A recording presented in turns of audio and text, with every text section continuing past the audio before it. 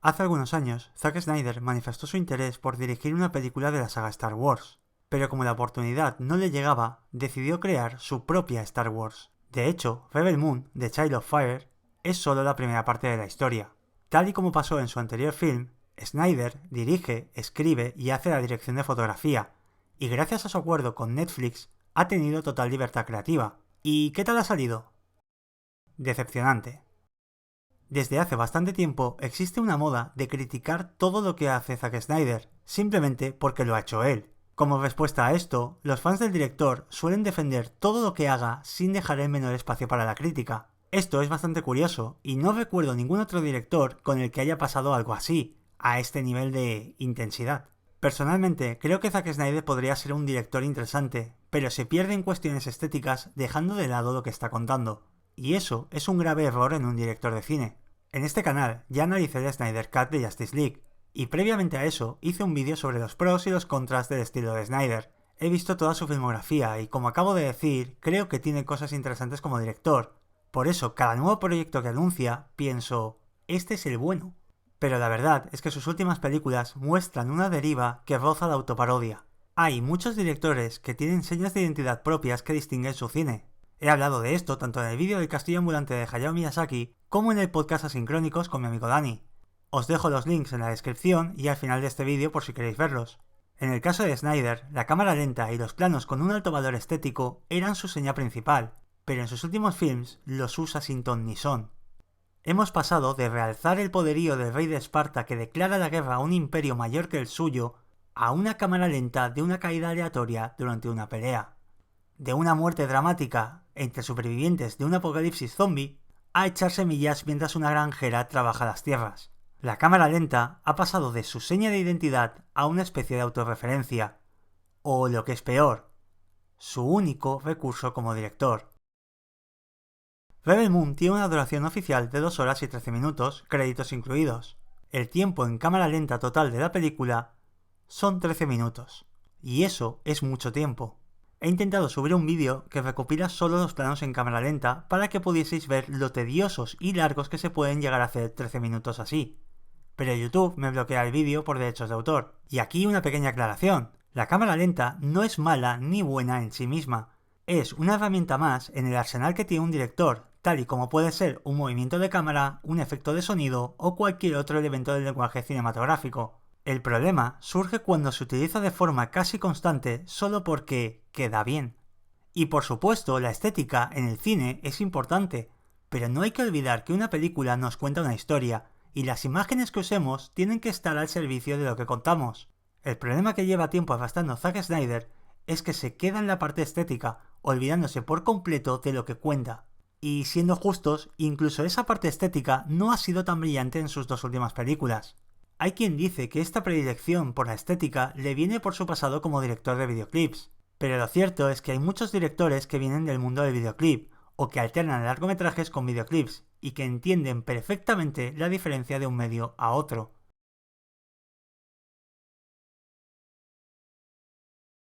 Rebel Moon Parte 1 nos cuenta la historia de Cora, una ex soldado de un tiránico imperio galáctico que vive refugiada en una colonia de granjeros. Cuando la colonia es amenazada por el imperio, se ve obligada a reclutar guerreros que le ayuden a defender a sus gentes.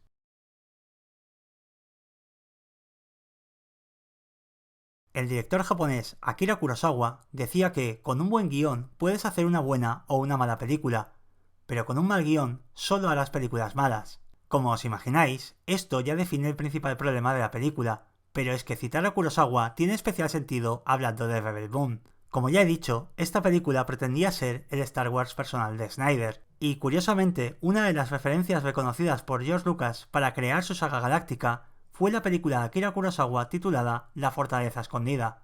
Zack Snyder hace múltiples referencias argumentales y visuales a la saga que quería dirigir. Tenemos la narración inicial para ponernos en contexto, el descenso desde el espacio a la primera localización donde arrancará la historia, la protagonista granjera observando el horizonte, la peligrosa taberna donde encontrarán un piloto, e incluso hay referencias a otras películas de la saga como la liberación de un esclavo importante de las manos de su déspota dueño, mediante una apuesta que el propio esclavo debe ganar. Y hasta podríamos encontrar referencias a otras sagas o películas, aunque no estoy seguro de que estas sean intencionales. Pero lo curioso es que Rebel Moon toma como base otra película de Akira Kurosawa, Los Siete Samuráis. En ella, una aldea de campesinos va en busca de samuráis que les ayuden a defenderse de unos bandidos que les saquean periódicamente. Como ya dije en el vídeo del Castillo Ambulante, en toda forma artística, incluida el cine, las referencias viajan de autor en autor y de obra en obra, pero en este caso nos sirve para entender el primero de los grandes problemas de Zack Snyder. No sabe contar una historia. La película está coescrita por Zack Snyder, Kurt Johnstad y Shai Hatton, en base a una historia escrita por el propio Zack. El film pretende llevarnos en un viaje en el que conoceremos diferentes mundos y varios personajes, pero falla estrepitosamente. Como ya he dicho en vídeos anteriores, un principio importantísimo en la escritura de un guión es no cuentes, muestra. En Star Wars, por ejemplo, conocemos a los personajes por sus acciones y descubrimos cómo se llevan mientras vemos cómo interactúan entre ellos. Ese es el motivo de que tenga sentido que Han Solo se desentienda del ataque rebelde a la Estrella de la Muerte, pero que en el momento final aparezca para ayudar a sus amigos. Sin embargo, en Rebel Moon no tenemos nada de eso. Los personajes se limitan a hablar de quién son o qué se supone que les motiva, y como mucho tenemos flashbacks que ilustran lo que una voz en off ya nos está contando. De hecho, hay varios personajes que están motivados por una venganza de la que no se nos cuenta nada, al menos hasta que el villano hace un monólogo explicativo en el tramo final del film. Hitchcock decía que solo hay que recurrir al diálogo cuando es imposible hacer avanzar la trama por otros medios, y lo cierto es que todos los grandes directores y guionistas siguen este concepto. Snyder, en cambio, llena su película de diálogos expositivos, pero esto agrega otro problema. Como espectadores sentiremos emociones cuando hayamos establecido vínculos con los personajes. Es ahí cuando nos dolerá una traición o la muerte de un personaje. Hemos conocido a ese personaje y lo que le suceda o haga nos afecta. Pero en Rebel Moon llegamos al final de la historia sin saber quiénes son esas personas. De hecho, solo sabemos quién es Cora, y porque nos ha acribillado a diálogos sobre quién es o flashbacks de su pasado. Te cuento esto para que sepas quién soy. Por el contrario, el supuesto sacrificio heroico de uno de los personajes parece la parodia de un típico cliché en el que alguien muere y otro se vuelve loco gritando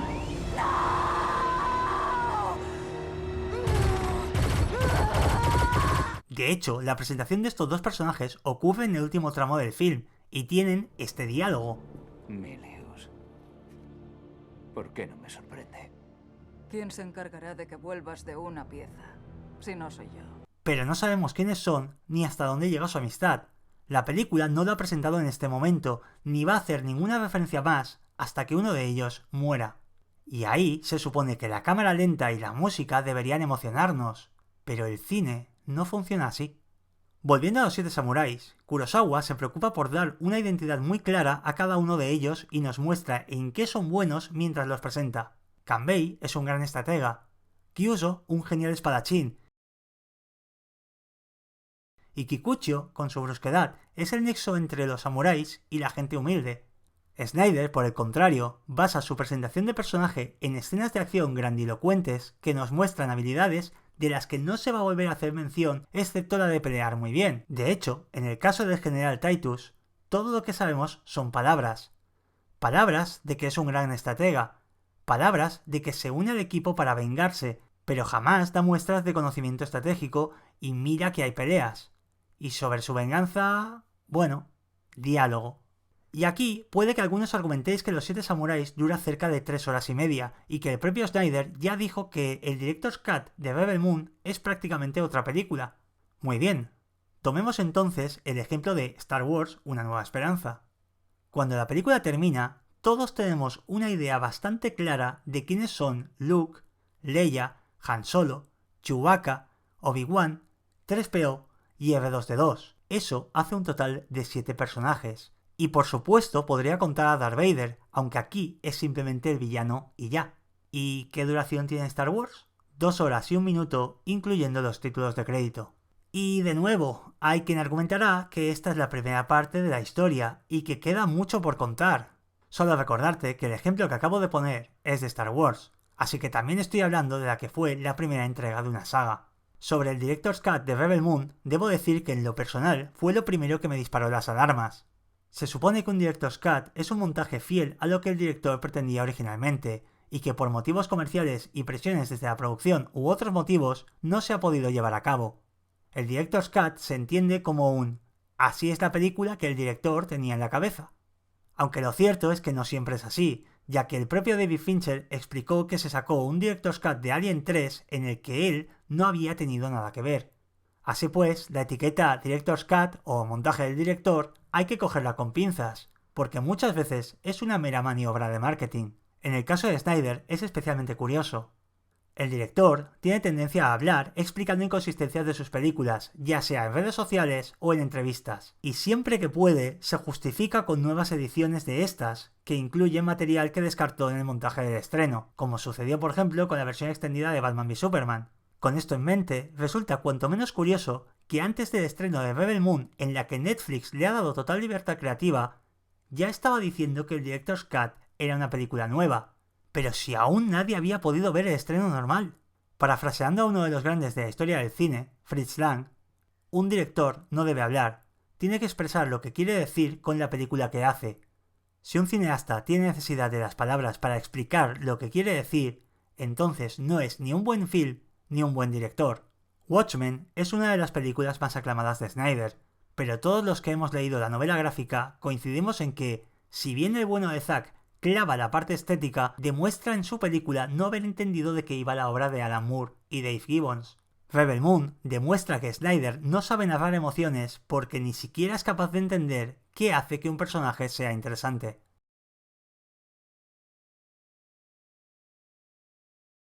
Además del guión y la dirección, Snyder ocupa también el puesto de director de fotografía.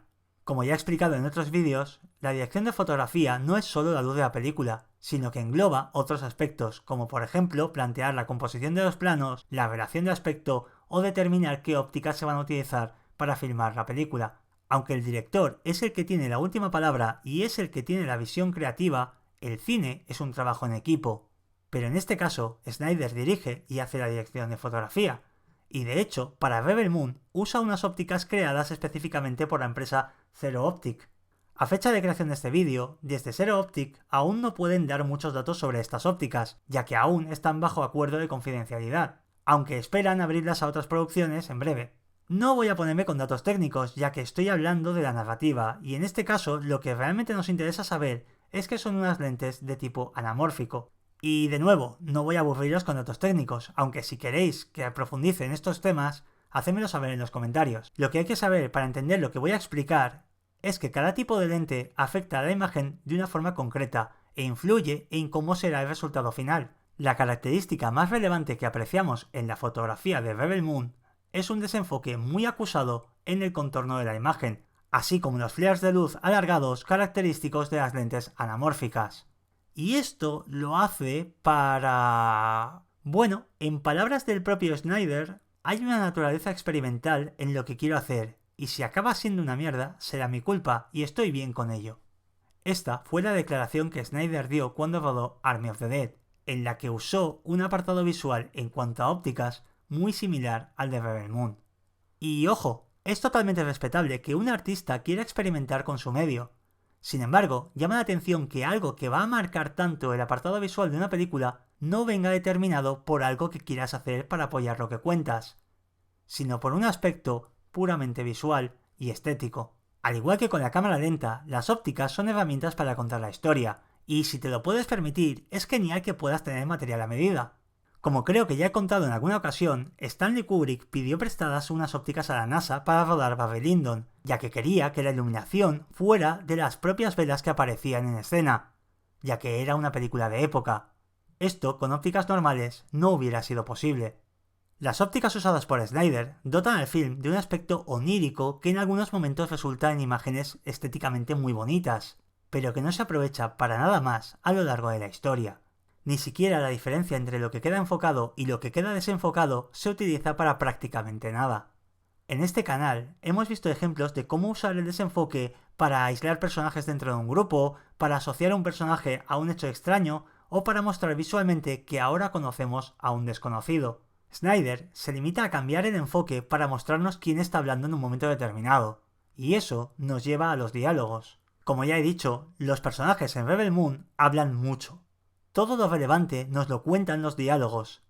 Así pues, podríamos esperar que el director muestre un abanico de recursos visuales que maticen o aporten información a esos diálogos. Dejadme que me explique. En Alien, de Ridley Scott, hay un momento en el que la teniente Ripley sospecha que Ash, el jefe médico, le está ocultando algo. Ripley tiene entonces una charla con Ash. Ridley Scott filma esta conversación de manera que el plano de Ash está filmado en un plano contrapicado. El ángulo no se corresponde con el que tiene el plano de Ripley. El contexto de la escena hace que entendamos que el plano de Ash es raro, y por lo tanto nos da la sensación de que hay algo que no nos está contando. En Seven, David Fincher utiliza el contrapicado y los movimientos de los actores para que la composición visual nos dé más información de lo que está sucediendo, ya sea una batalla de egos o que un personaje tiene el control de una situación determinada. ¿Y entonces qué idea visual utiliza Snyder en todos los diálogos de Rebel Moon? Ninguna. Snyder se limita a filmar un plano contra plano con alguna reacción puntual, pero no utiliza ninguna herramienta que aporte nada más a lo que los personajes están diciendo. Y técnicamente no está mal, pero estos detalles son los que diferencian a los buenos directores. Aquellos que tienen cuidado porque cada detalle aporte algo a lo que cuentan. Zack Snyder no tiene ningún problema en poner un plano a cámara lenta en el que la protagonista se cubre con una capa mientras llega a un planeta, a pesar de que solo sea un plano de situación, pero no encuentra prácticamente recursos que nos den información añadida de lo que sienten o piensan sus personajes mientras hablan de lo mal que lo han pasado.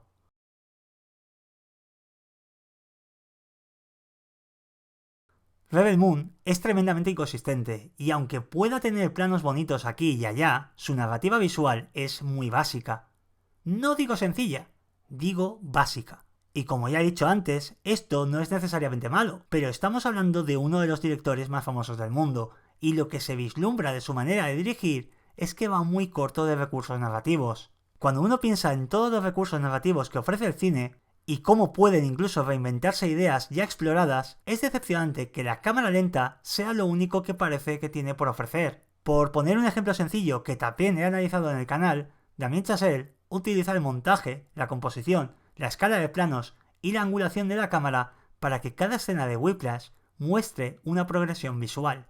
En Rebel Moon, lo más parecido que he podido encontrar es en la secuencia en la que Cora está a punto de irse y tras defender a Sam decide que hay que pelear. Pero ni siquiera eso es un buen ejemplo, ya que hablamos de una progresión argumental y no de algo que visualmente nos lleve a entender que ha habido un cambio en el personaje. Cuando Cora ve llegar el crucero de batalla, se lleva tal shock que las semillas que estaba plantando caen a cámara lenta. En este caso es un buen recurso y funciona y estéticamente es muy bonito. El problema es que esta escena ha comenzado con un plano a cámara lenta de Cora echando las semillas. Cuando utilizas algo todo el rato y porque sí, pierde fuerza y sentido. No suelo tener demasiado en cuenta las valoraciones de las supuestas webs especializadas, pero me llama la atención que esta vez no parece que le haya ido demasiado bien. Sin embargo, Snyder tiene un séquito de fans, y a Netflix le vienen bien las suscripciones. La verdad es que es una pena que el director sabe que haciéndolo de siempre tiene contentos a sus fans, y esto le está llevando a un declive que roza la autoparodia, como he dicho al inicio. Está previsto que el 19 de abril se estrene la segunda parte de Rebel Moon, y supongo que la veré por mera curiosidad, aunque no creo que le haga vídeo, a menos que realmente aporte algo. Te dejo en la descripción los enlaces a los vídeos de las películas que he citado y que he analizado en el canal por si tienes curiosidad. Si te gusta mi contenido, puedes apoyarme en Patreon o invitarme a un coffee. Yo soy Sebastián. Un saludo y hasta el próximo vídeo.